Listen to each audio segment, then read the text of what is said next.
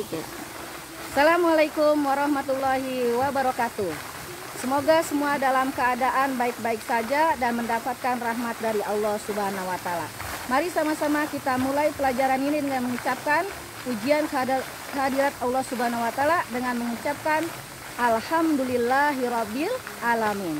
Tak lupa kita berselawat kepada baginda Nabi besar Muhammad sallallahu alaihi wasallam dengan sama-sama mengucapkan Allahumma sholli ala sayyidina Muhammad.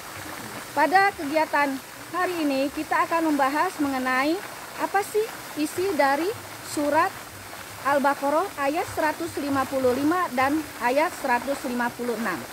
Mari kita sama-sama terlebih dahulu membacanya. Bismillahirrahmanirrahim. Walanabluwannakum bisai'im minal khaufi wal ju'i wa naqsim minal amwali wal anfusi was samarat wa basyiris sabirin alladzina idza asabathum musibah qalu inna lillahi wa inna ilaihi raji'un. Di mana dari arti ayat tersebut yang pertama adalah dalam surat Al-Baqarah ayat 155, artinya Allah Subhanahu wa Ta'ala menguji dengan rasa takut, minal khaufi dengan rasa takut, wal ju'i dengan rasa lapar, wa naqsim minal amwali dengan kekurangan harta, wal anfusi dengan kekurangan jiwa, wasamarot dan kekurangan buah-buahan, wabasyiris sabirin, dan Allah memberikan kabar gembira bagi orang-orang yang sabar. Di mana dalam ayat 155 itu Allah menjelaskan bahwa dalam kehidupan manusia ini manusia diberikan ujian dan cobaan. Di mana ketika diberikan ujian dan cobaan, manusia bisa gak menerimanya dengan penuh keimanannya. Artinya apa?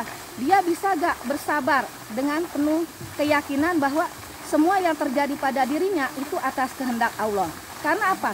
Ketika seseorang dihadapkan pada suatu ujian, banyak yang lulus menghadapi ujian itu sehingga dia mendapatkan predikat yang baik di hadapan Allah. Namun tidak sedikit dari peristiwa diberikan Allah ujian menjadi makin lupa kepada Allah. Di dalam surat Al-Baqarah tadi ayat 155 Allah menjelaskan bahwa Allah memberikan rasa takut pada manusia. Takut kehilangan, takut akan suatu keadaan, takut tidak bisa makan, ya, takut kekurangan uang. Jadi dalam surat Al-Baqarah itu dijelaskan dia diberi Allah rasa takut, wal ju'i dan rasa lapar. Jadi diberikan Allah kekurangan dari segi perekonomian. Misalnya satu hari dalam suatu keluarga itu dibutuhkan uang kira-kira untuk beli nasi, sayur dan lain sebagainya paling sedikit 150.000. Sementara di keluarga tersebut, di keluarga A, dalam sehari hanya mendapatkan separuh atau di bawahnya, misalnya hanya 75.000 atau 50.000 atau 30.000 atau mungkin di bawah itu. Berarti Allah sedang memberikan ujian berupa kelaparan, bahwa dia ingin membeli sesuatu itu aja serba bingung. Kalau bisa beli beras untuk dijadikan nasi, tidak bisa nanti untuk membeli sayur. Kalau misalnya bisa diberikan untuk beli sayur dan nasi, anaknya nggak bisa berangkat sekolah atau lain sebagainya. Yang pasti dalam kebutuhan sehari-hari ada aja kurangnya. Karena apa? Karena pada hakikatnya kebutuhan yang dia butuhkan itu harusnya 100% alias misalnya 150.000. Sementara yang didapatkan enggak sampai setengahnya. Berarti Allah memberikan ujian berupa kekurangan ekonomi. Atau kehidupan sehari-harinya tidak sampai 100%. Kayak tadi misalnya, dia udah cukup beli nasi, udah cukup beli sayur. Tapi mau berangkat sekolah anaknya hanya bisa untuk ongkos aja, untuk bekal lain-lainnya tidak ada.